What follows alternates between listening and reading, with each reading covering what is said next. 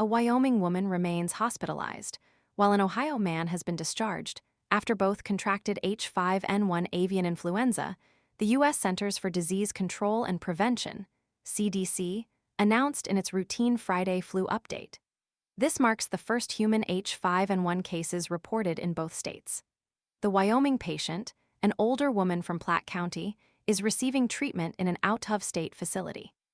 The Wyoming Department of Health statement noted pre-existing health conditions that increased her vulnerability to severe illness.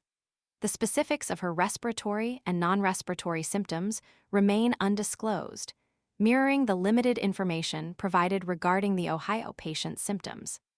The Ohio man, a resident of Mercer County, contracted the virus while culling H5N1 positive poultry at a commercial facility, according to the Ohio Department of Health. His release from the hospital suggests a less severe course of the illness compared to the Wyoming woman. The CDC report emphasizes that both individuals experienced a combination of respiratory and non-respiratory symptoms, although the precise nature of these symptoms remains confidential to protect patient privacy and to avoid fueling public anxieties. Further investigation is ongoing to ascertain the exact source of exposure and the transmission pathway in both cases.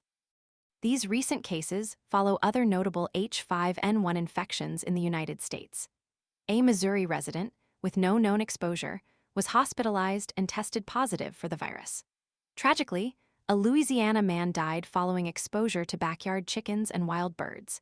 A 13-year-old girl in British Columbia also endured a prolonged and severe illness requiring hospitalization for months, similarly with no identified exposure source. The lack of clear exposure links in several instances highlights the complexities of H5N1 transmission and underscores the need for ongoing epidemiological surveillance. These new infections occur amidst significant shifts in U.S. avian flu policy and public health initiatives. The Trump administration's reported reconsideration of poultry depopulation strategies intended to curtail outbreaks has raised concerns among public health experts. The suspension of a seasonal flu vaccine campaign and the postponement of a scheduled CDC vaccines committee meeting by the new head of health agencies, Robert F. Kennedy Jr., add further complexity to the current public health landscape.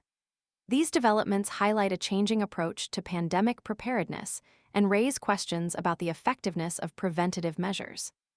New research published in the CDC's Emerging Infectious Diseases Journal offers potential explanations for varying illness severity.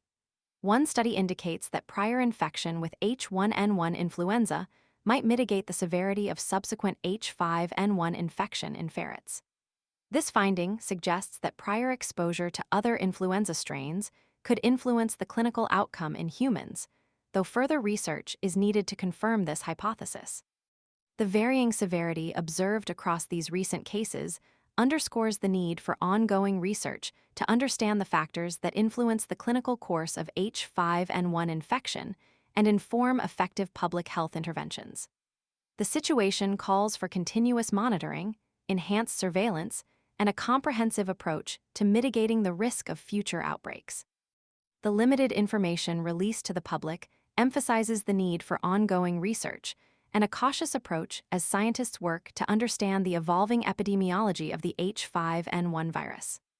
The public health implications are significant, requiring close collaboration between federal, state, and local agencies to ensure effective response and communication.